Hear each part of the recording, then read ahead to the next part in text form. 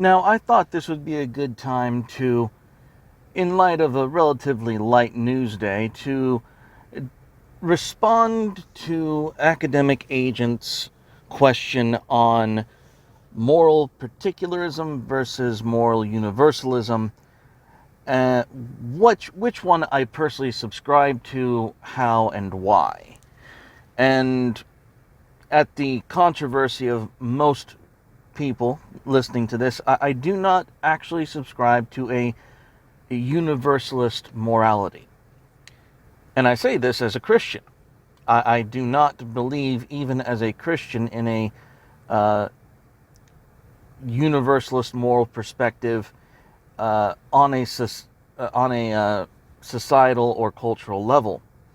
And while the Bible is very insistent upon the uh, equal treatment of the stranger, to treat the stranger as oneself, to treat them kindly and to treat them well, as academic agent display, that there are times, even in Scripture, where God himself exhibits particularist sentiments, or at least his prophets expressed particular sentiments, and I think it is necessary to explain why that is so, why it seems that even in a New Testament context, why God and his revealed word would be inherently particularist. And the reason for that is God, despite creating all men and creating them on intrinsically equal grounds, is a God, biblically speaking, he is a God of covenant. And that is something that most Christians seem to have, in lieu of liberal sentiment, forgotten. They have forgotten that the God of the Bible is the God of covenants. And in enforcing those covenants, one must acknowledge their particularist nature. The covenants don't extend to everyone. Now, it is technically true that they are available to everyone, but it is not true that everyone is under the promise, responsibility, duty, and benefits of the covenant. And the reason I bring this up is because I am increasingly frustrated by so-called Christians who are time and time again subverted by non-Christians, by atheists, by secularists, by progressive leftists, by people who do not hold their values, people who are outside and currently unworthy and unqualified of the covenant, and yet, because of liberal sentiment, they feel that these outsiders should be given power to critique those under covenant. And it is most striking that even, I'm going to take one of the most radical examples, and one of the radical examples is that given in the book of Jonah. Jonah was a prophet called to teach the city of Nineveh, who, by the way, were a people not under covenant. Yet he, being a man under covenant, was commanded to obey.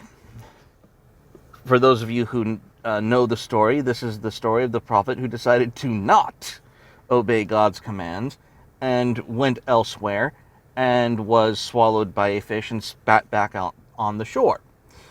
Here's the point.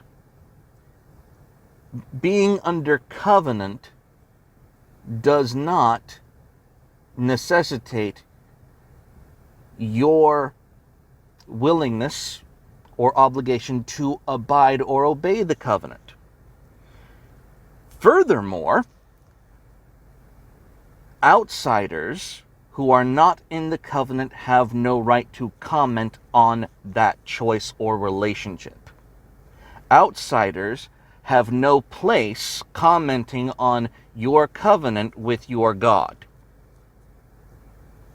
For right or wrong, for better or for worse, outsiders have no power, place, or authority to comment upon your covenant relationship with your God. And that is why I take a very particular moral stance when it comes to society and culture, despite the Bible very clearly stating that even the stranger deserves equal treatment. Yes, that is true. However, the privileges of being a part of the covenant are particular. Being a part of good and Western society and being a force for good in that society is inherently particular. It requires, it demands assimilation. It demands adherence. It demands obedience. It demands loyalty. And for so many Christians and so many of my brothers and sisters to have forgotten that truth, it is almost unforgivable. It is literally the casting of pearls before swine that I cannot wrap my head around, that we would not hold the covenant and obligations of our God as sacrosanct, that we would just extend it freely to those who have openly rejected it and say, oh, that was my moral duty. It was not your moral duty. You have no moral duty to people who reject the covenant. Period. They have made their choices. They have made their bed, and they should reap the rewards thereof.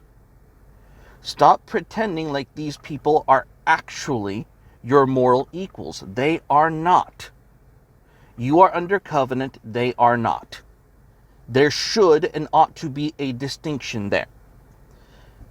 And our lack of ability to identify what is and is not worthy of respect concerning that covenant and of that relationship is the reason for our downfall in society and culture. Now, Academic Agent did, of course, ask two other questions in regards to how we would enforce our particular morality. Would we use the land? Would we use the creed? Would we use the blood?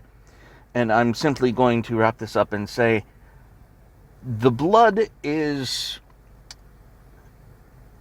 how do I say, it seems to, it's too easy to simply rely on a bloodline.